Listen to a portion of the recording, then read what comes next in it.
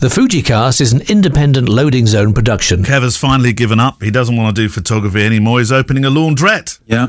Good money in laundrettes. Ships. What? Laundrette ships. Oh, laundromats. I don't know, but why have you got tumble dryers turning up at your gaff? Well, because my studio is actually bigger than my house. Right. Oh, okay. All right. Okay. What's for you then? Yeah. Although it was rather unexpected. Yeah. So, I was actually in the middle of a mentoring call the other day, and John Lewis knocked on the door. Oi, we got something for you. And it was a tumble dryer. Normally when the door knocks and I'm on a mentoring call, I go, "Oh, sorry, Amazon have just turned up, or I've just got a parcel. 1 second." And these men turned up and they said, "Right, it's down the bottom of the hill. You'll have to come and help us with. We've got a trolley." I was like, what's going on? So you had to help them as well? Yeah, well, because you know it's like around here. They can't park anywhere near the place. No. So we got the tumble dryer, turned up. It's sat there now, yeah. So the grand idea is that every morning on my way to work, I'll be bringing black bags full of wet, sopping washing and then taking home dry washing. Gemma, you're inspired, aren't you, Gemma? You know you are, because guess whose idea it was? Yeah, you knew that would get Kev involved in the tumble. Oh, inspired, Gemma. It wasn't Gemma's idea, in fairness to her, although I think the egg might have been seeded or whatever they say it is. It's probably not that by her. But it was Gemma's mum. So Gemma's mum came to the studio a few weeks ago, took one look around and said, nice treadmill, nice 65-inch TV, nice big desk. Yeah, you've got 2 toilets. Yeah. You haven't got a tumble dryer at home though, have you? Yeah, there we go. They clocked you, they did. The FujiCast. Oh, dear. Well, initially, maybe you got all excited thinking it was, look at that size of that box. What's that? Is that a camera? Yeah. You love a big box, don't you? Yeah. What f-stop is that on that tumble dryer? Right, welcome to the show as always. You and your questions answered from, 2 ways. One from the email, which you've been sending in to click@fujicast.co.uk. And also those messages that you leave on the private Facebook group, the FujiCast private Facebook group. We should say, before we do that, Kev's Book of the Week. What have we got, Kev? Book of the Week. This week we have the new street photographer's Manifesto. Ooh. Any camera, anywhere. Any camera, anywhere. Yeah. That sounds like what was that the advert for? Anytime, anywhere, that's... Martini. Isn't that the old Martini one? Yeah, well done, Grandad. Oh, thanks very much. You're going to put your roller skates on now. Oh, yeah. We did mention, do you remember a couple of weeks ago when we mentioned the old advert for Accrington Stanley? Do you remember that one? Yeah. That was 2 weeks ago, wasn't it? So, old adverts. I put the video for that on the website. Yes, yeah. God, that brought back some memories. People have done some spin-offs of that. Of course, it's a bit UK-based, that one, so you wouldn't understand that if you lived outside the UK. And also our guest, we're back for part 2, of course, with Alan Hewitt, the wildlife photographer, Fujifilm ambassador who Kev talked with. Part 2 today is, it's a bit more kit-based, actually, so we find out what you need in your humble kit bag to photograph the way that he does all over the world. But we should start with some mentions for our glorious patrons, shouldn't we? We should indeed, yeah. So as we often do, every now and again, we'll read out the new people who have supported us on Patreon, of which we've got 4, which is 4 very good, friendly people. Steve Gray, Kikasi. There's a name, isn't it? Kikasi. Kikasi? Yeah, I'm not sure whether that's a pseudonym or whether that's his real name or her real name or their real name. Kikasi. I like it, though. Yeah. Peter Folks and Tim Helps. Does he? Tim Helps who? Yeah. No, we shouldn't. We get in trouble for. Yeah, we do, and that's very Morecambe and Wise, that isn't it? Tim helps us. No, he does anyway because he's supporting us on Patreon. He certainly does. Thank you very much, and thank you guys and girls. Join the Patreon and be a part of that club. Right, questions. You going first or me? I'll go first. Daniel Kiss, do you believe it's worth upgrading the 23mm lens for the X-T4 and X Pro 3? Will one notice a real difference, or is it minute? So he's on about the new 23mm, presumably the difference between the 23mm 1.4 existing and the 23 1.4 new version, which isn't officially called a Mark II. So mustn't call it a Mark II. Some of it's to do with nippy. I remember talking to Andreas about this, and this sort of the nippy focusing of it. Of course, that's different. Yeah, there's a lot different actually. It's much quicker to focus. It's got linear motor. Slightly bigger too. It's a little bit bigger. Yeah, I think it's got more levels of weather sealing. It's got more elements in it. Yeah, it's a remarkable lens. So I haven't actually got that lens. I'm not sure as we speak whether it's even available in the markets. I think it's on pre-order still. But I did one of the marketing videos for the prototype, and it is phenomenal. It's I've always loved that 23mm focal range. We've talked about that a lot, and I only had that lens for a week. I didn't have, and that was to make the video. I didn't take it to a wedding or anything really. It just allows you to buzz around much quicker, get in really close, get some nice portraits if you want, come out for a little bit more wider context. And so it is one of the newer ranges of these linear motor lenses, of which I bought the 18mm because that became available. So I will have a dilemma whether I invest in that 23mm as well as the 18, because I definitely don't want to get rid of that new 18mm lens because I love it. But will the 23mm replace it? Will it make me want to go back to the 23mm range focal length? I don't know. I definitely can't have both of them, so I need to have a stern talk with myself. Mind you, won't it just go into that big cupboard that you've got all that other kit in? Yeah, not those lenses won't, but yeah, some of them will. I'm gonna package up a whole load of stuff and send it over to MPB. Are you? Or then send it back and say it's scratched.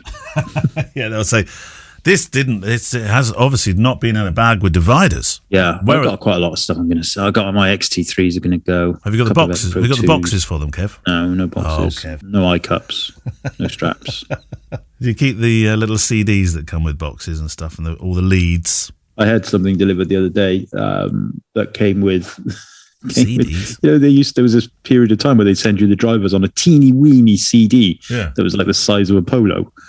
And, like DVD drives used to be able to support these mini DVDs. Of course they did, didn't they? And then some of them they didn't, and they would just fall through the middle. But I haven't got a DVD player anywhere at all. No, I haven't. It's just a waste. I had a call from a bride only a couple of weeks ago saying we can't look at our photos, and I thought, has it corrupted? She said, no, we just don't have a DVD player. Yeah, none of us in the family have a DVD player. Actually, I do have one on Albie's Xbox is here in the studio, and there is one on there. But I don't class that. So, okay, have you got an Xbox in the studio as well? Yeah. So your running machine, Xbox, massive, great big screen for watching Netflix and all that sort of stuff. Yeah. Tumble dryer. The tumble dryer, yes, of course. Now, do you do any work there? Is there anything that gets done at Mullins Towers? Oh, a lot gets done. The only thing I need now is a shower and a little bed. Don't go giving Gemma ideas on that one. Or indeed, mother-in-law. Yeah. Margie Benson. Hello, Kevin. Hello, Neil. I recently discovered the FujiCast and also PD. Thank you, Margie. Big fan. Technical info and moving stories have helped my fuel my desire, to pick up a camera again. I plan to purchase my first serious digital camera soon, and after wading through a lot of videos and blogs created by a variety of people, some who seem a bit more knowledgeable and professional and have a less bias than others, I am leaning towards the Fuji investment. Spending $2,000 or $3,000 is a big deal, though, and I'm really hoping to make a good decision. I'm wondering if you both might chat about why Fuji is the right fit for you. What do you love about it? What impresses you, perhaps? I'd love to hear anything you have to share. I think we did have a similar question to this, but it wasn't from Margie. Margie in Are you Utah, sure? I think it was the same question. Really? Margie Benson? I don't think so. Really? I think it was exactly the same question, though. Was it? I don't remember that one, Kev. That was over 48 maybe hours Margie ago. Benson's got two different names. Yeah, maybe Margie Benson has. Well, just in case we didn't do it. It's a better way of more chance of getting answered if you send the same question in 3 times. If you send it 3 times. Yeah, now you know how forgetful we are. A bit like the books, Kev, like we were talking about. We should keep a spreadsheet. Oh, God, can you imagine? Absolutely, we should. That? You're quite right. Well, I think the way that we answered that question previously was, I think we encouraged the other person to, get your hands on them, go to a camera store, That's right. rent, and I think most of them will allow you to leave a small deposit or leave your passport or something and wander off the shop. But Margie did ask, though, why Fuji is the right fit for you, though. What do you love about it? So that might be slightly different to that original question. Yeah, well, I mean, for me, it was always about form factor and portability and all that kind of stuff. I like the manual functional controls. That kind of stuff is what drew me to the cameras, really. I'm looking nervously over my shoulder at the trend to go back towards PASM dials on cameras. I don't like that, but it really is horses for courses. Yeah. I didn't dislike my Canon cameras. No. It's just something else came along that was more suitable for me, and you've got to find something, especially if you're not a professional photographer, you've got to find something that you really enjoy using. Yeah. If you don't enjoy picking up a big DSLRs are gone now, aren't they? Let's face it, or pretty much for consumer level stuff. Most people are going to be buying mirrorless cameras, regardless of flavor. Yeah. But you have to enjoy using it. If some people don't like using Sony, some people don't like using Fujifilm, some people don't like using Panasonics, some people love using Leica and love using Fujifilm and all that stuff. So, you have to have that. You have to have something that when you look at it, you think, yeah, I want to grab that and I want to take it out with me today. So there we go, Margie. We've answered it twice, probably. Shall I put that? Let me put that in the "we've answered this twice" pile, which is just over there. Go on then. I've got a question from Marcus Cohen that I think we might have answered as well. Have I got the right file here today? Not quite sure. Okay, so this one's from Leslie Burdett on the Facebook group, and this was also just after the 200th episode. She says, "Happy 200th," and then she says, "One of you doesn't look old enough." Well, who do you think she's referring to? Clearly you. Or you. Yeah, you. No, I know it's you. I definitely feel old enough. I've got your number. I know what you're saying. Thank you very much. My question is date related and a practical one. I believe the average age of a computer is approximately 7 years. What's the date of your oldest image file you have instant access to, excluding negatives, and describe it to us?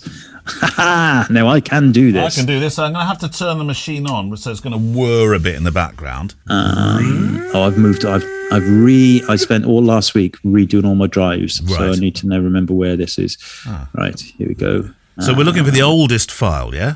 Oldest one that's in your system. I'll have to call up my spreadsheet as well, because I'll cross-reference it. I will. Well, you can put every picture you take into a spreadsheet as well. Absolutely every picture, Kev. What? No, I'm just talking about it's clients, Kev. Oh, no. Well, mine won't be clients. Mine will be personal picture. Mine will be. I don't think she's referring to that. I do have access to that as well, but no, I'm going to go... Mind you, that's going to go right back to when we were really, really young, Kev. Well, only the ones you've got digitalised. That's what she's saying. So I am going to... got my Lightroom catalogue up now. My old Lightroom catalogue, personal pictures prior to 2001, this catalogue is called. Right. Oh, look at this. I'm looking through the metadata now. Right. And then power shot 8560.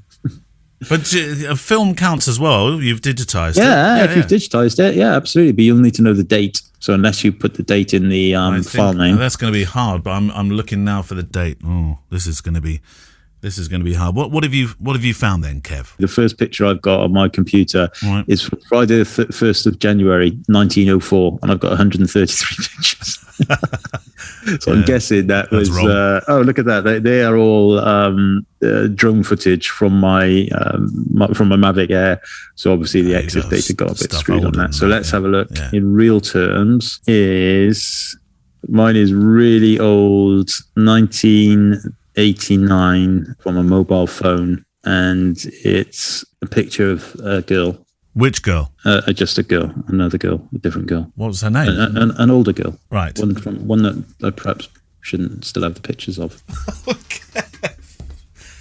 Who votes that Kev? But you don't know, do you? I mean, I've got in this catalogue, I've got 116,536 pictures. So maybe, maybe you win that competition then, because the one I've found here, I know when it was. I know it's been digitized, but it doesn't count because I can't see the EXIF data. Yeah, so I think, well, if we're talking about ones we've taken on either cameras or phones or something, then you are going to be probably hitting the kind of late 80s, early 90s, maybe if you're lucky, mid 90s probably. that kind of stuff. Good Lord, I've got some awful, terrible things in here. Have you? I never even looked at before. I've got a whole folder in my Lightroom catalogue called To Sort. To sort, yeah. Well, now you're finding out why you need to. I'd sort that quickly before somebody else sorts it, if you know what I mean. There's 46,000 pictures in there. That's going to take a while to sort then, in that case. Right, while you start sorting that, then I'll read another question out. Mark, do you remember Marcus Cohen, who just to sort of nudge your memory here, he of the wife who was not keen on him being or shooting bridal prep. Yes. She didn't want him in a room with naked ladies. Do you remember? Yes. Yeah? I'm still always confused as to why people seem to think that bridal prep is like that. I mean, it's not. It's not. Yeah. I've certainly not. I mean, yes, there's been certain states of undress, but in some respects, it's never felt any different to being backstage at some sort of fashion show or amateur dramatics or a stage show or something where people are, right, quick, put the clothes, get on, here we go. Bridal prep doesn't really seem. I mean, I always propose that I leave the room for a little bit for some dignity, really, when the dress goes on. But call me back in a moment. I would just go, if there's any kind of that stuff going on. And then just call me back when people are half decent and we can carry on photographing. But anyway, I thought I'd remind you that. Marcus Cohen has got a new question, though. It's a QQ now. It's updated, you see. Hey, chaps, but this is a QQ for the big KM. How are you finding the IBIS and the X-T4? Was it worth the investment? And when are you using it most and with what lens? Cheers, MC. Yes, it is worth the investment, for me at least. And I'm using it for mostly everything at weddings. I have to say, just as we said last week, I think that 95% of the particular wedding I was editing then was shot on the 18mm, which means it's on the X-T4 with the IBIS. Yeah. So, and I am noticing now the 18mm and the new 23 and the new 33, those linear motor ones are designed to render against larger sensors. So read from that as you may wish. But it means they're sharper. They're really sharp. And that could well be a side symptom of, or consequence, I should say, of the IBIS as well, because it's allowing me to shoot. I'm normally shooting a minimum shutter speed of 1/125. Yeah. So, I'm a bit older now, and I'm kind of just maybe my hands aren't quite as stable as they once were. Breathing's a bit heavier, all of that kind of stuff. And so IBIS is definitely. I was never interested in the X-T4. I didn't think that's not something I need because it's exactly the same as the X-T3, but it has IBIS. And then I rented the X-T4 to do some filming, and then I realized that there is quite a lot of power in that IBIS system that I was using. Yeah. And if I'm a big proponent of, if things are useful, then that's when I'm going to get it. So X-T3 is in the list of things to go to MPB, and I will probably, depends on, I need to keep the ears to the ground on the rumor sites for like next generation of X Pros and stuff. If they could squeeze a IBIS into that, and I have literally zero idea of whether that's possible or whether it's going to happen, then that would be worth me waiting for. Otherwise, I'm going to get another X-T4. X Pro though would be with an IBIS. Though would be your ideal camera, would it? Yeah, absolutely. The functionality, the ergonomics of the X Pro camera are far my favorite. I don't like the XT range. I don't like the look of them. I don't like the hump. I don't like I don't particularly like using those cameras. They're not. It's not a challenge to me, but it's I don't feel the same way as when I pick up the X Pro camera. Is it perhaps because they look a bit too similar to the DSLR? I just think it's the ergonomics of it. Yeah. I have to say, I quite like that. The way I really like shooting with the X Pro camera and the X100 is with both eyes open. So I usually have the cameras away from my head a little bit, maybe an inch or two. And I'm looking through the viewfinder with my right eye, and my left eye is generally wide open, looking at everything else. I can't do that so easily on the XT. But I have to say the IBIS has been quite remarkable. Revolutionized the way you feel about it. Right, your question. And if they could squeeze it into an X100 as well, or IBIS in an X70, God, there you go. Well, I think now, Kev, you're pushing the boundaries a bit, surely. Facebook question. Okay, so this one's from Daniel Kiss. Didn't we have Daniel already today? No. That was a couple of weeks ago. Really? Yeah, Daniel Kiss. No, it was right at the start of the show, wasn't it, today? Oh, Kev, we are now. No, it definitely wasn't Is this it time week. for It your was a walk? few weeks ago, because I remember pointedly making a comment about how I would love to be called Kevin Kiss. Right. And that was a few weeks ago. Okay. And anyway, Daniel goes on to say, this is mainly for Neil. For video work, talking heads in interviews, would you go for the 18 to 55 or the newer 16 to 80? Or would you suggest the 16 to 55 because of the depth of field and the 2.8 aperture provides? I only have the 18 to 55. Haven't you noticed there's been a pandemic on? So I don't know. I've not used, and I tend to stick with one lens, Kev, when I've found something for talking heads that works really well. And that for me is it. So you've got the 18 to 55, did you say? Yep, that's the one. Right, okay. And what aperture is that? It's the movable aperture, 2.8 to 4, isn't it? 2.8 to 4. The other lens is the 10 to 24, which is still the one that you gave me years ago, Kev. Still working like a powerhouse dream it is. Yep. So, and I find that brilliant for talking heads. You wouldn't use 10 to 24 for talking heads? No. Only for sort of much wider sort of pull-away angles. But no, that's the one that I use, and it works. I've never really, I don't know why, I've never used primes for talking heads. I know you do, don't you? Have you? I do, yeah. And I love when Chris comes to make the Fujifilm videos and he does the interviews and stuff for me, he uses the cine lenses on the X-T4. Lovely. They've got T-stops, they're manual focus, but the look of those lenses, the footage out of them is just beautiful. What ones? Do you know which one he's using? Big green one. Big green.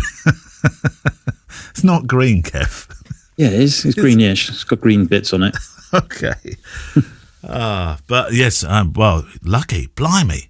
No, I'm not that. They are really nice. I'm not that fortunate. I'm afraid. I'm fortunate enough to have the lens that I've got, but that's what I would use now. I'm very happy with it. Yeah, so that 18 to 55 is a movable aperture, 2.8 to 4, which means you could get to 2.8 for the depth of field. Yeah. Yeah, I have the 16 to 55, which is, I have used that when I've done the music filming and everything. And I do like that 2.8 aperture for the bit of depth of field it might give you. But yeah, for talking head stuff, my YouTube videos and everything, I pretty much use primes because I'm not moving around. I did use the 50 to 140 for a while for talking heads. That'd be nice. Big though. And yes, it was big. And if it's not it's not huge. It fits into a bag reasonably easily with dividers, Kev.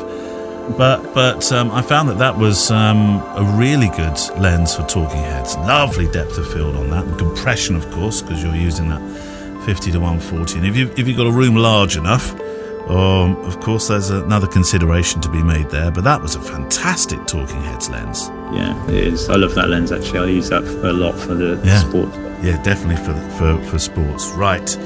Time to hear from our guest. This week, part 2, second part, concluding part of Kev's conversation with Alan Hewitt, the wildlife photographer and Fujifilm ambassador.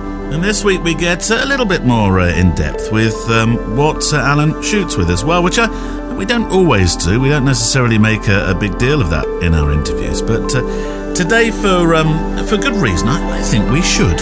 Here's Alan Hewitt. For those who have not, those people who have not met you, you're reasonably tall. You're quite a character in life, and I have this vision. I have this vision of you sitting in these green hides, just kind of contemplating, waiting and waiting and waiting. And you sound like quite a peaceful person, I have to say. Right. And I think it's. I don't know whether that's. Your personality drives your photography, or the photography has had an impact on your personality. I don't know, but I'm mellowing out with age. Yeah, maybe. That let's just say you sit in a hide for 8 hours and you don't get a picture. Is that 8 hours in the hide wasted, or is it a nice time to have by yourself? A bit of both. It depends what I want to do. There's times I've gone out. I've really needed to photograph something quite specific, and I've sat for hours and hours on end, and it just hasn't happened for me. A few years ago, I did sit in a natural hide in a natural kingfisher environment, to try and photograph a kingfisher for a magazine article that I was doing. And I actually sat there for 4 days, about 8 hours a day before it actually turned up. But I really enjoyed being there because there was other things going on. Okay, it wasn't the target species, it wasn't the species that I needed, but there was other things happening. There's other things to watch. And, as well as being a photographer, I am a sort of a natural history enthusiast. So when I haven't got the camera to my eye, actually taking photographs, I'm just sitting there listening, taking it all in, watching the behavior of other animals. And, I enjoy that. I enjoy the peace and quiet. I enjoy the sounds that's going on around me. And sometimes it's just nice to get out and just chill in outdoors and enjoy it. It doesn't matter whether hail, rain, shine, snow, whatever. We deal with it, and a lot of the time I just like being out in the outdoors. Yeah, it sounds very cathartic. It definitely appeals to me, I must admit. Switch the phone off, no activity, just sitting there. But I probably wouldn't have the patience or the concentration to be constantly looking for the birds. I'm looking at one right now on I think it's on the bee eaters section, and there's this phenomenal picture of a bee eater, and it just looks like an angel. It's almost vertical. The wings are right up. It's a stunning picture, absolutely stunning. How do you talk me through the technology? How do you? I mean, this bird is in flight. It's presumably moving relatively quickly. How do you get something like that? How do you do it, Alan? Right. I think I'm looking at the same photograph as you are now. And that was photographed by the River Danube in Bulgaria. And I was in a hide that was sort of elevated about 16, 18 foot up on stilts. And it was near a cliff that was full of hundreds and hundreds of these European beet as a sort of breeding colony. And what I noticed was happening quite a bit was that there were beaters were actually flying under the hide and beneath me, and then flying onto a sort of perch that was slightly ahead of me. And to be able to do that with the autofocus of any camera for these birds are the sort of size of not much bigger than a sort of a small typical UK bird, like a small blackbird or something like that, probably even a little bit smaller. So to be able to rely on your camera to be able to pick that bird up so quickly is very, very difficult. So what I would do in a case like that, I would perhaps autofocus on I would focus on the perch first of all, and that would give me the rough sort of distance between myself and where I wanted to photograph the bird. And then I would lock the focus in, so I would turn to manual, so then when I activated the shutter it didn't try to refocus on anything. And then I would basically look around my surroundings all of the time, and when these birds were flying underneath, there's a good chance that they are a perching bird, that a fair few of them will try and perch on this stick. And because the autofocus system had already locked the focus in place, I was just waiting for the birds to fly through. Perhaps I would go up to something like F8, F11, give me a little bit more depth of field to forgive any sort of focusing errors. And then as the bird passes, just give it a little bit of a high burst rating. The XH1, I think, is 11 frames a second. The X-T4 goes up to 15 frames a second now. So in many ways, it's a little bit of hit and hope, but that's basically how you do it. You sort of use like a trap focus. I think trap focus is something that a lot of sports photographers would use many years ago. They would set up the focus at the finishing line rather than actually tracking a sort of 100-meter sprinter coming towards them. And then when that sprinter got to that finishing line, they would sort of try a quick burst of shots and then hope that eventually, with the law of averages, there's going to be a couple of them will actually be in focus. Yeah, it's kind of like a pre-focusing technique. Yeah, definitely. Uh-huh. So you mentioned the XH1, X-T4. Are they the cameras that you're using right now? I love the X-T4. I think it's an absolutely fantastic camera. When that came out and we did I had one for quite a few weeks at the beginning of 2020, and I don't actually use it as much as I love the tech and available, the ability of the autofocus system, the 15 frames a second, everything about this camera is fantastic. But what I really, really like is the ergonomics of the XH1 still. I think that extra sort of bulkier hand grip works very, very well, especially with the battery pack attached to it. And when you're hand holding a lens, 100 to 400 lens, for quite some time, I think it gives you a little bit more balance.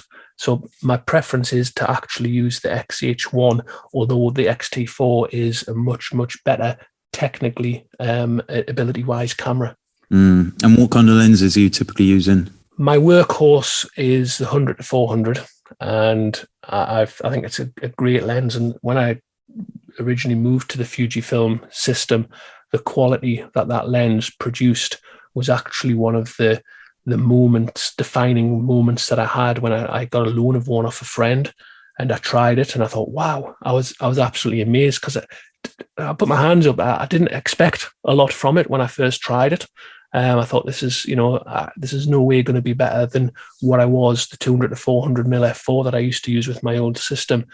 And then when I got it, it was so light, it was compact, and I took some shots, and I was just blown away by the sharpness. I put the 1.4 converter on, used it as a sort of 560 mm f8 lens. And again, in good light, the detail that the combination produced, especially in birds with feather, where you really need to see the fine detail, it just absolutely blew me away. And I do like primes. I know there's a big thing about zooms versus primes and all this kind of thing. And yeah, primes are better quality, better image quality, usually sharper. But zooms have come on in the last few years. They've come on so much. It's not like 20, 30 years ago when a zoom lens was automatically thought to be soft compared to a prime. That's certainly not the case now.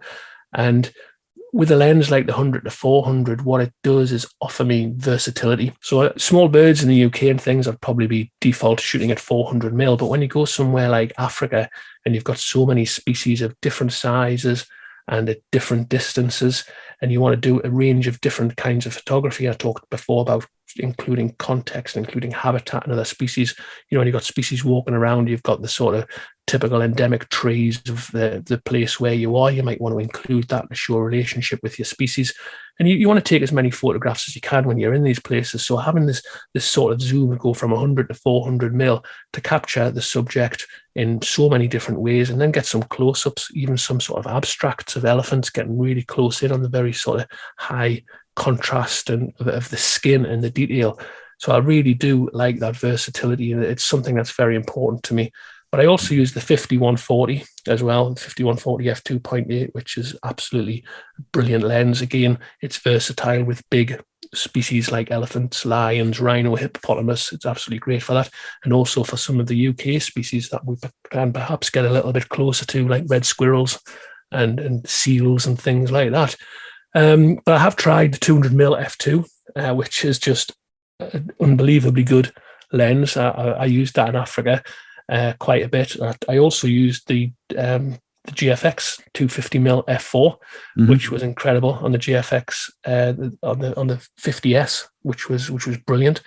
Really kind of enjoyed that. It was a bit challenging compared to the other Fujifilm cameras that I've got. Particularly in terms of frame rate, probably not the first choice, the original medium format for a wildlife photographer, but it was interesting to use. It was good. And had I been going to Kenya this year, which sadly it's too late for that now, just come off the red list and all that kind of thing, I was certainly toying with the idea of taking one of the 100 GFX 100 cameras out, just to try and sort of continue where I left off with exploring the medium format possibilities within wildlife photography. And yeah, the great lenses, but even with these primes on one camera body, I would still never ever envisage being without the versatility of the 100 to 400 by my side. Yeah. Do you ever use the electronic shutter, the totally silent shutter? Is there a barrier in terms of the the response of the shutter, or is it good for you? I tend to stick with mechanical shutter. The electronic shutter is the issues around that are always at the back of my mind, particularly with birds moving wings.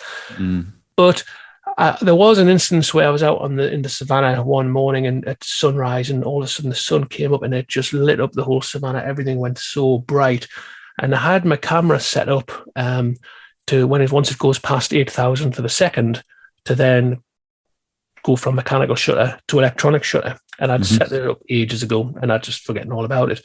And there I was with the 200mm f2 photographing this lioness as she walked towards us. And all of a sudden, as the sun rose up, my shutter speeds went up. I shot an aperture priority, and I'd gone past 8,000 for the second, and I'm pressing the shutter and nothing's actually happening. I can't hear the mechanical shutter. I thought, oh no, my camera's gone. There's something wrong. And I was thinking, what on earth's happened? Well, the camera was actually just doing exactly what I told it to do. It had gone to an electronic shutter because I'd gone past the 8,000 for the second, but because I had it set to silent, I didn't actually realize it was taking photographs. And I'm sitting there in the vehicle pressing the shutter and I can't hear anything, not realizing actually all the time it's taking loads of photographs and just doing exactly what I told it to do. That's how I basically have my camera set up. But I do try to avoid using the electronic shutter unless I absolutely have to or require absolute silence.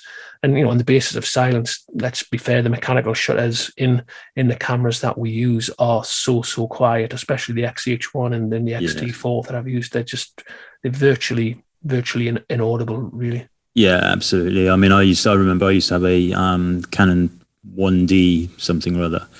Fantastic camera, big but fantastic. But when if you put the the rapid fire on there, it was. I often say it was like listening to scaffolding fall down.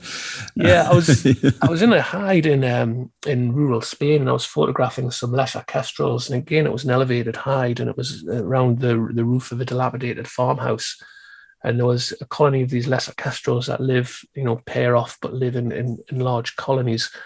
And I was with another person in the hide, and the hide was set up so you could actually attach your chosen tripod head to the shelf. There was a little sort of bolt come through rather than having to have a monopod or a tripod in these hides. And you sort of attach that on and you put your camera on. And there I'm taking a few shots. There's some lesser kestrels, they're breeding, they're hunting, they're feeding each other as they do, and taking a few shots at a time. And this other person had one of these big, huge Pro Canon digital SLRs, and he unleashed the sort of whatever it was, 10, 12 frames per second at the time. But the noise of that big mirror slap of this Canon camera, sort of exacerbated by the fact that the camera was joined to the hide physically through this bolt, and it just sounded like boom, boom, boom, boom, and everything on this roof, all these birds just flew away and disappeared. And it was like a sort of cannon like going off, and it took quite a while for them to come back. So there are actual advantages of having a very quiet mechanical shutter, or if the subject's not moving fast enough and you're going to get this distortion of areas, to use the electronic shutter, it does work.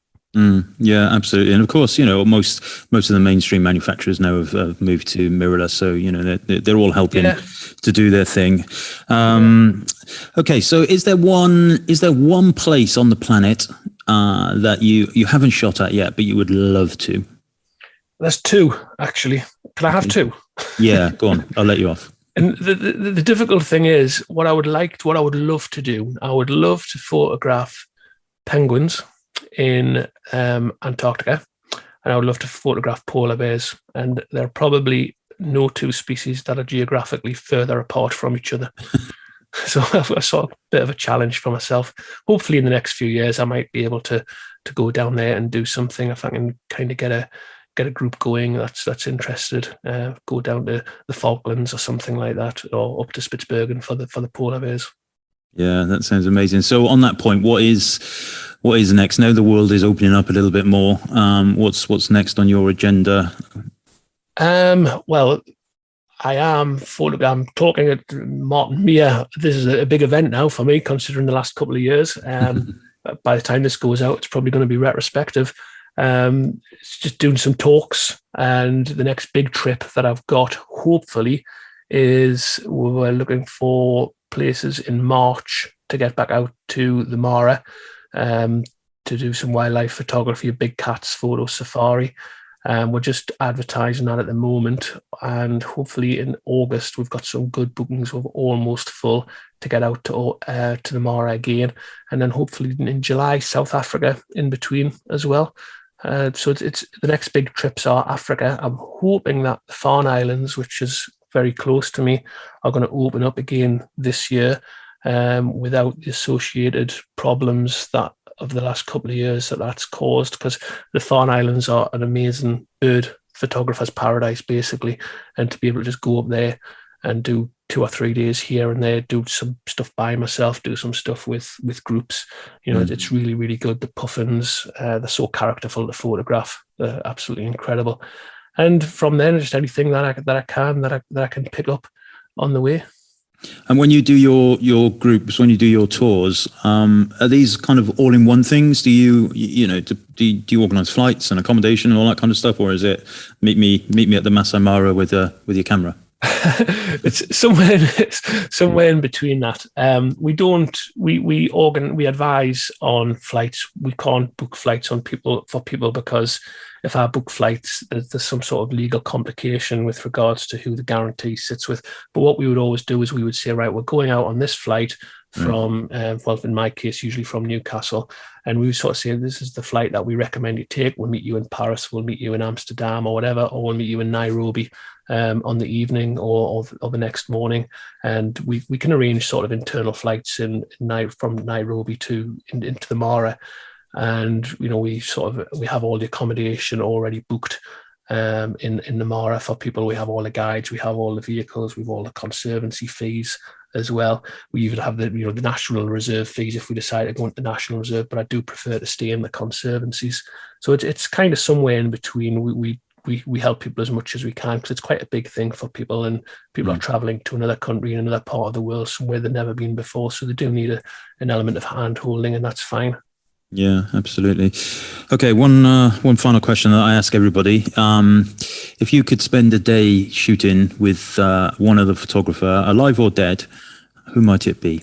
Oh, that is a massive question. There are really a lot of wildlife photographers whose work I admire. There are one that sort of couple maybe that come to mind, but there's a guy in South Africa who used to be quite a prolific wildlife photographer. I think he's moved on to other things now, but he still does a lot of wildlife photography, and I used to really admire his work before I was able to go to South Africa myself. He was a guy called Morkel Erasmus, and I always looked at his work and the way that he brought together elements of the habitat and tried to sort of take photographs with this wider contextual view. I found that really, really inspiring. Yeah, I suppose it's difficult that question is easy for, say, a street photographer to answer, but much more difficult for a wildlife photographer, I guess. Well, Alan, it's been a pleasure chatting to you. Thanks so much. Where can people? What's the easiest way people can see your work and get in touch with you and stuff? Yeah, I've got my website, the imaginatively named alanhewittphotography.co.uk. I've got a few photo walls up there, something that is probably needing updating that I haven't got round to yet. But there's a few things on there, current projects, events, some of the media things that I've wrote, and information about myself, a few blogs, reviews of equipment, all on my website. And of course, I've got my links to Facebook, Twitter, Instagram. It seems to be the necessary these days. Sometimes I enjoy the social media and other times not so much, but yeah, there it is. And those links, of course, will be on the show page today. Now, thanks once again to Alan Hewitt. Right, more Mullins is just a mouse click away on Thursdays. He hosts his IncapableStaircase.com country extravaganza. And I can't imagine you didn't know this, but our Kev has more passions in his life than simply the Kidlings, Gemma, Star the Horse and his collection of X100s. It's country music. And he takes to the airwaves live on Incapable Staircase every Thursday UK time 3:30. You can of course play catch up should you need to on that website as well. And I of course have my extra podcast on Fridays. It's a photo walk show where I take you on a walk in the countryside, funnily enough. But it's a mailbag show too, full of inspiration, photo ideas and guests too. And this week we have two. Sandra Catania Ordorno returns for part 2 of a conversation about finding photography in her 60s and what becoming a published artist has meant for her. Photography made me look around me made me see people, made me pay attention to interactions, to the eyes of people, to everything.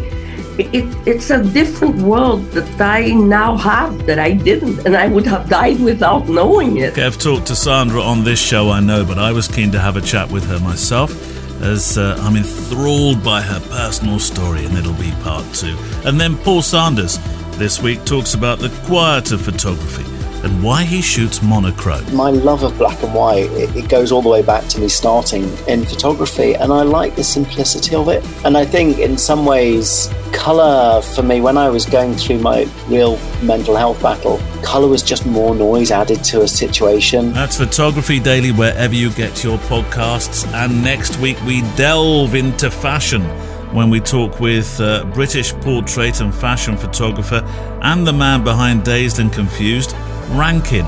Photography Daily is available wherever you get your podcasts, just like this one. Right, back to your questions. Oh, just before we go back to questions, this probably should have been something we do at the start, when we do our What's Been Happening This Week, Kev thing. I didn't realise you were doing guitar lessons. Oh, yeah. Yeah. I'm absolutely, truly rubbish. I've got the fattest, shortest fingers in the world. Right. It's like throwing a bag of sausages at 6 strings. That's the title of your new album. That's right, sausage strings, sausage hands. Yeah, what made you? No, I'm trying. What made you pick that up at almost 50? Well, it's always been something I wanted to do, and I just never did. And we had a guitar because Rosa had one, and she didn't kind of stick with it in school. COVID and all that. So this opportunity came up, and so I'm getting lessons from the lead guitarist of Black King Crow, actually, who's a very cool band in Somerset. And a merry old soul, I hear. What? And a merry old soul. Never mind. Merry old soul. Yeah, but no, I am truly rubbish. But I'm enjoying it. I have to say, my fingers really hurt. I was at judo last night, and they were like, "What's going on with your hands?" Yeah. They've got all these funny lines on them. I was like, "Yeah, that's because I'm rubbish at the guitar." And so you turn up at the judo the next day, and you're usually then sort of pummeled by a 14-year-old, aren't you, these days? Yeah. But no, it's like, you get to this period in your life, and the kids have grown up a bit now, so they can they can stay at home and all that kind of stuff by themselves. They're happy to do that, and so it gives you an opportunity to think a little bit more about stuff, isn't it? I've always wanted to do it, so I'm doing it. Good. Badly. Badly at the moment, but of course you can only get better. There were 2 questions I think that Joe Jocelyn sent in, because the way that my mail system works here, it's sort of put him together in one thread here. So have we done the one where he said, did you have any bucket list locations or venues you'd love to shoot at? I don't think so. No. We have talked about that kind of thing before, but I don't think specifically. Oh, no, we haven't, because actually, so I've just expanded the message. Maybe a snowy wedding with igloos, or Kev, maybe a dream paint shop. He says, I've certainly got a couple of restaurants and chefs I'd like to work with one day. Dream venues, bucket list locations. I like strange, unusual locations. That's probably why last week we were talking about the forts that I'd gone out to in the Thames estuary, which reminds me very much of Spitbank Fort, which is just off the coast of Portsmouth and Southampton there, and in the waters between that and the Isle of Wight. And they have a wedding venue on that. I found that absolutely fabulous, fascinating. I love stuff like that. Venues with a difference, venues with a history. And I don't mean an old castle. They're historical and interesting, but I've done a few old castles now, so I'm kind of looking at different places like old forts and things like that. Fabulous. And of course, Kev, if the marriage laws are relaxed even more, as they're suggesting they may be, you might well end up photographing in all kinds. I mean, you could, off the top of my head, if you wanted to license a submarine for the day, you could. Yeah, I had a couple lined up, COVID-wise, which never happened. There was one off the coast of North Germany in a glass bubble in the sea. I remember seeing it. Yeah, amazing. That one got COVIDed. I also had a couple of years before COVID, I had one lined up on top of a mountain in the Austrian Alps. And it was going to be a case of, you kind of went up on the lift, and then everybody was going to ski back down and all that kind of stuff. But that got sorted out by the beast from the east, because I couldn't get there, believe it or not.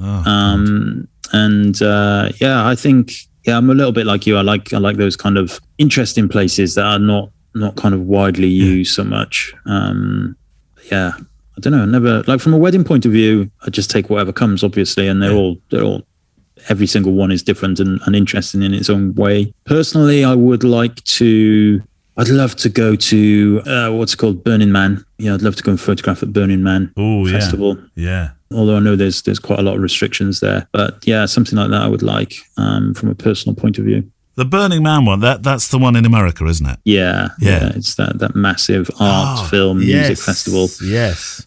Everybody traipses out into. I think it's in the Nevada desert somewhere. That's right. Some of it looks a bit like, I know it sounds cliche, but the way I'm going to describe it, and it's not at all, but sort of a Mad Max sort of. It does have that appearance because of all the dust and the sand. Everybody does tend to wear those big goggles. Yeah. And when the sand comes in, I mean, I think that's a good summation of how it appears. I've never been, obviously, but I would love to do it.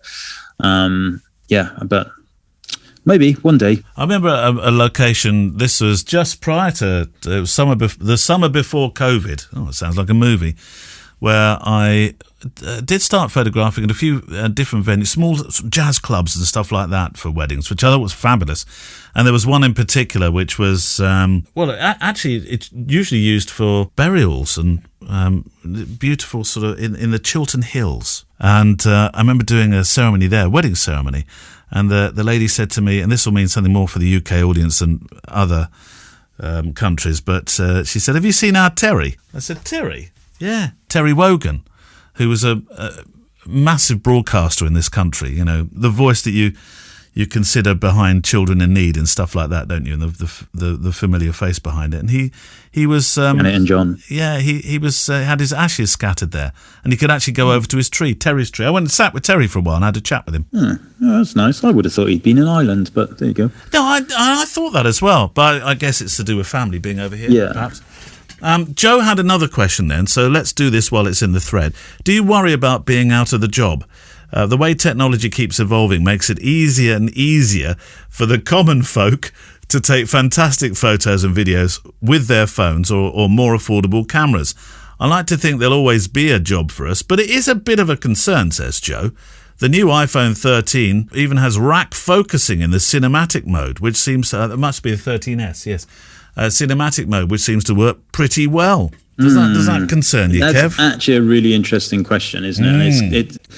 Yeah, of course. I think for me personally, you do worry a little bit, like the march of technology and not so much the phones and all that kind of stuff. That doesn't worry me at all. But and it's not really a worry. It's more of an opinion, I think. I do think the more that the cameras themselves become like machines, a million frames per second and all that kind of stuff. Yeah. It is lending itself to a lot of photographers, and again, this isn't a negativity thing. This is just consequences allowing them to do this, to take basically shitloads of pictures all day long and then cherry pick the good ones. And I think that's a concern, because I do believe that actually, most people can pick up a camera and and shoot away.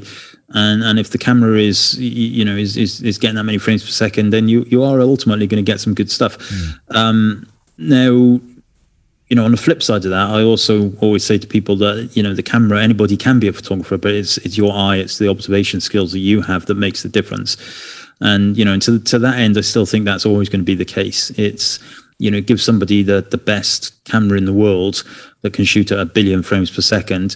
Will they take the same picture as you or I or anybody else? They won't. It will be different. And so the person who is ultimately paying for the service should be making a decision based on the types of pictures that person's eye is making, not on the technology that they're using. And it's not only about what you see; it's about what you know and the game that you read. Simon Baxter, I was talking to him, the woodland photographer. He knows exactly. I think he described at one stage how woodland and how a forest breathes. where to look for a picture. That's something that, you can shoot as many pictures as you like, but you won't know that. Those that shoot tennis will tell you what they're looking for when they're photographing a ball crossing court, and it will be after years of experience of knowing how to read the game and what's likely to happen next, isn't it? Well, correct. But is technology not marching on so much that at some point they could just put a global shutter camera at one end of the tennis court, and then you can just digitally decide where the focus point is and all that kind of stuff? These things will happen, probably will happen, and so maybe that then the game changes a bit. Not in our lifetime, Kev. Maybe. All right. Maybe. Right, book of the week. Should we go for thank you, Joe, for your questions. Book of the week, Kev. What do we have? We have a little bit of a training book, really, rather than a photo book. The new Street Photographer's Manifesto.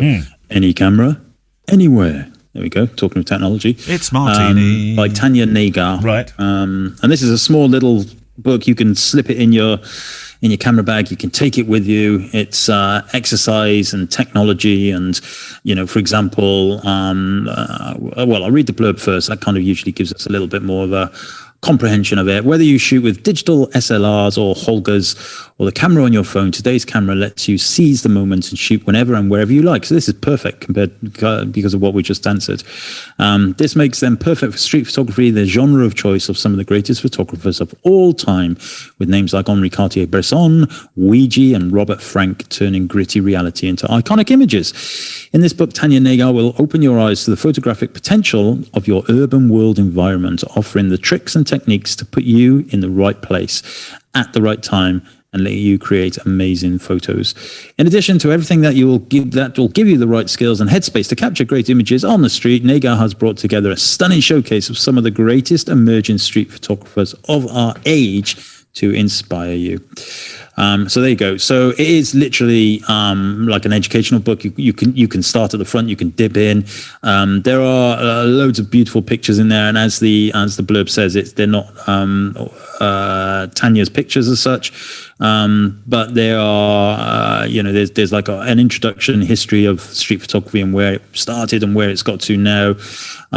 As I flip through, there's a section on portraits, perspective and angles. That's always interesting, because that sometimes, as we said earlier, this idea of observation can be the difference. None of the pictures on the perspective and angles page that I'm looking at now, they could all have been taken on a phone. They could all have been taken on a medium format camera. They could all have been taken on, on a holder. But what's making them interesting is the choice of angle that the photographer has chosen. And, there's it kind of, to some people, this might seem like basic level, but actually, it's quite interesting to get a reminder of this stuff, and it talks to you about, the difference between eye level with the subject and shooting behind the subject and various things like that. There's technical elements to the book. So if you are, struggling with things like apertures and understanding how the light gets into the lens, you have all of that kind of stuff in there as well. Good section on depth of field with some really good examples as well, in terms of, when to use shallow depth of field, what it does, how it affects the other elements of the exposure triangle when you're using aperture. And there's the pictures, I would say, are good, but they're not the primary focus of the book as such. There's a whole section here on shooting from the hip, but there's only a couple of images that kind of show that exposing how shooting from the hip can help you. However, there's lots of tips and lots of stuff telling you how to use zone focusing properly to shoot from the hip properly. It really is a good kind of overall book. There's a section on cultural sensitivities, which is super important.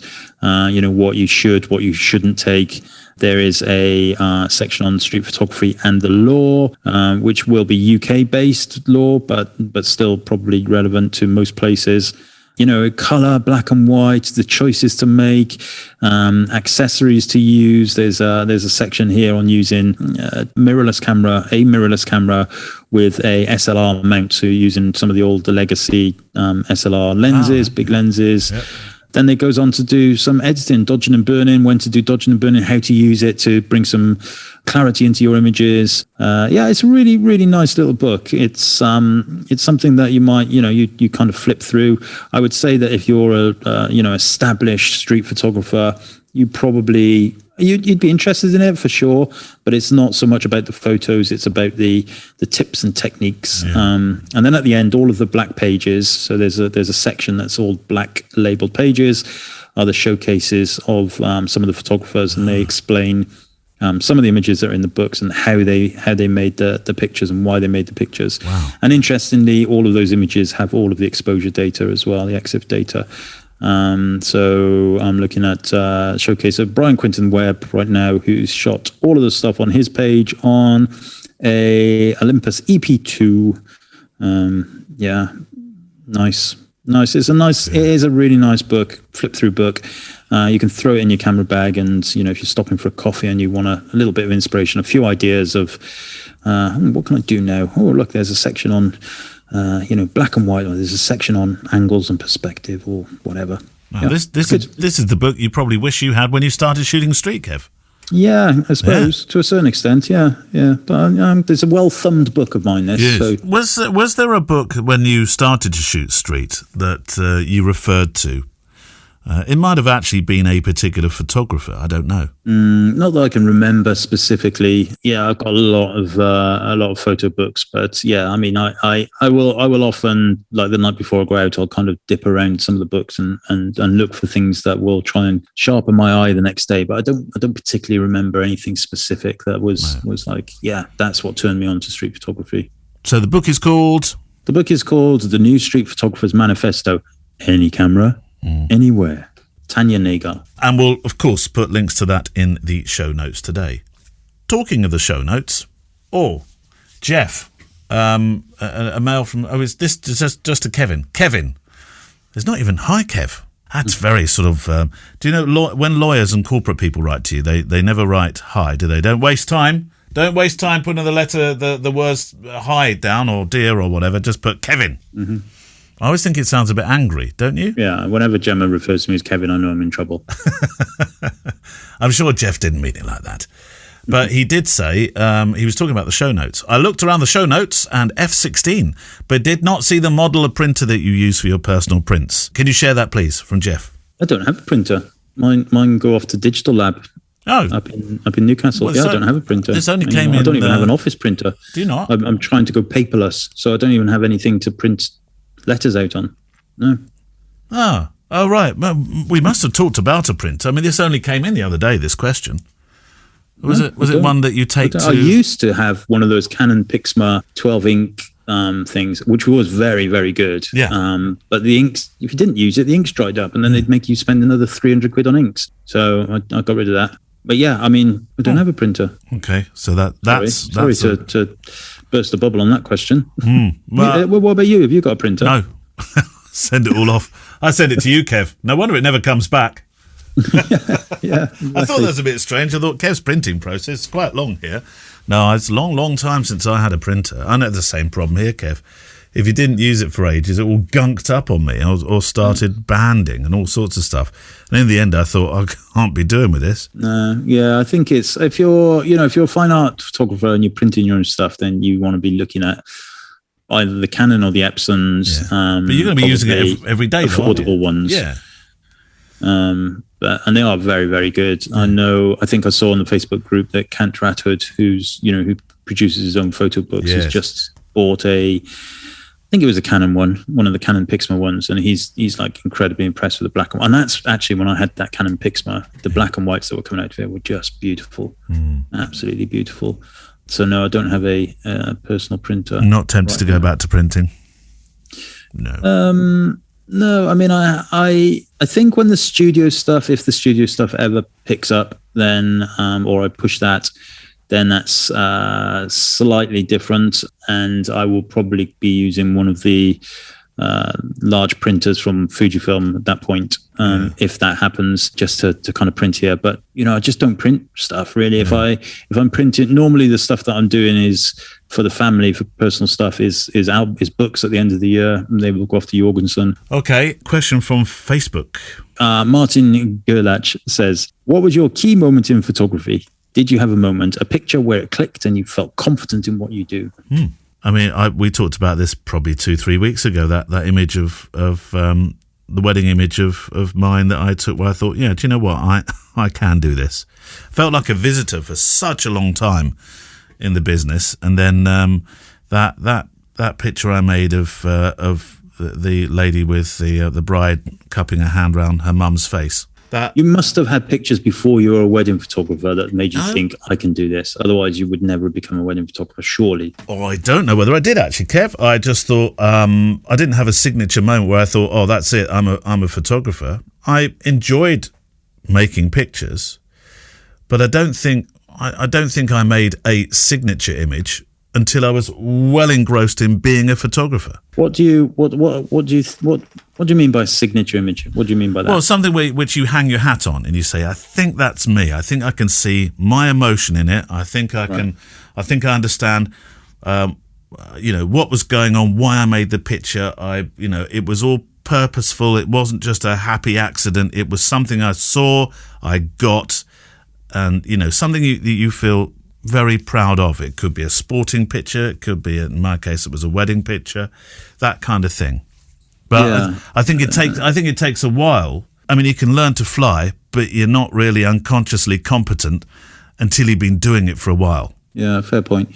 I don't think. I mean, I remember I was sharing pictures of my very young family on social media way before I became not way before, but around the same time as I got my first set of cameras.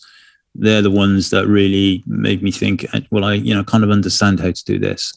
Not necessarily that they were any good, but I thought, yeah, okay, I can make something.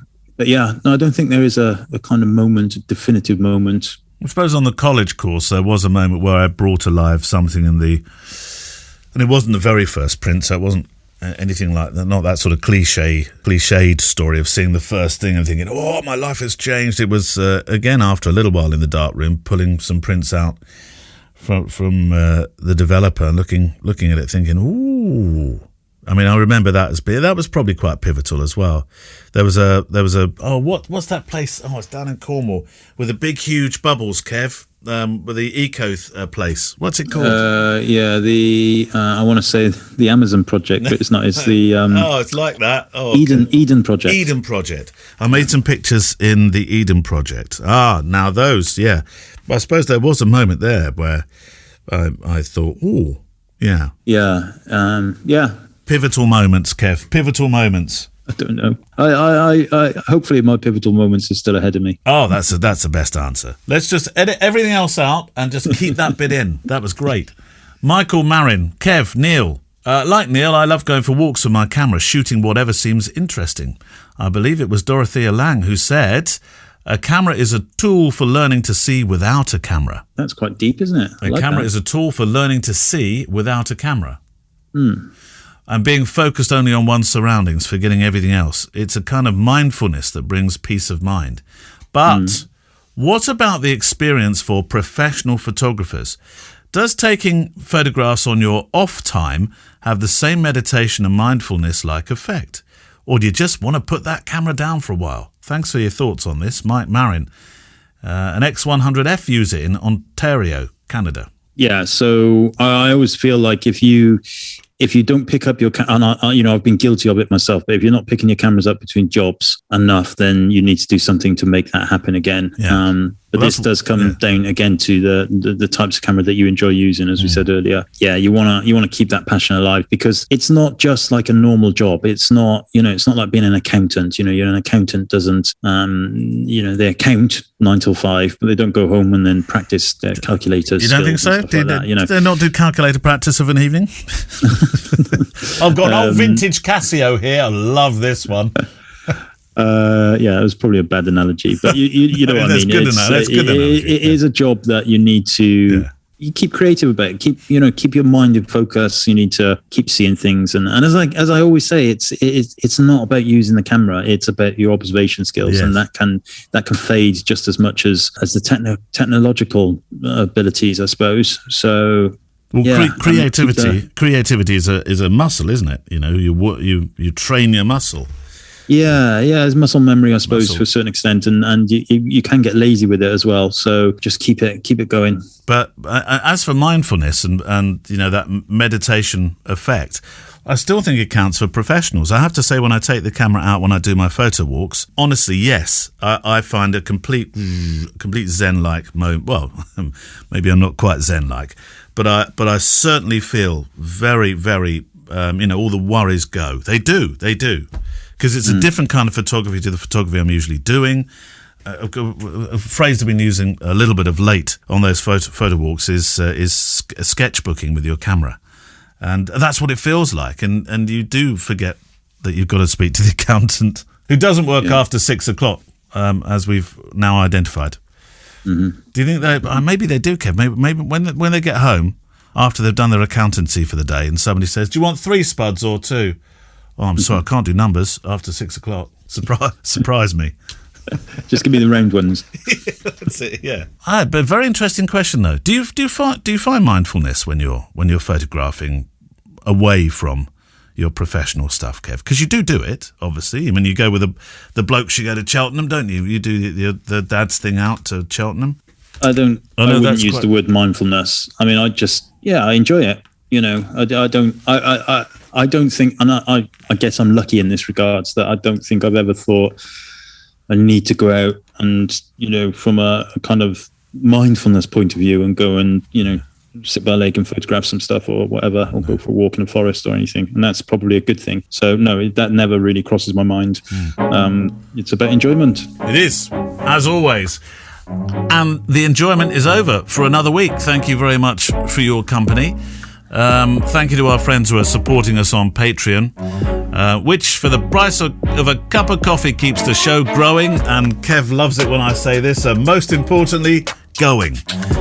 If you're one of our patrons, of course, you can always write to us and get your questions bumped to the front too, and that's one of the advantages, or as Kev says, the advantage of being in our Patreon. Plus, at the moment, discounts though, Kev. Isn't that what it's all about?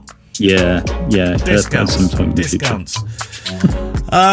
Thank you for your questions. Do keep sending them in. Send via the Facebook group, which you can do. There's a pinned post at the top, and you can join in with that. Or, of course, send them to the email address, which is click@fujicast.co.uk. And we will see you next week. Bye, Kev. Bye-bye. The FujiCast is an independent loading zone production. Email the show with your questions and words of wisdom to click@fujicast.co.uk. Email any complaints and political nonsense to our wives, who will deal with your comments in their own good time and in their own good way.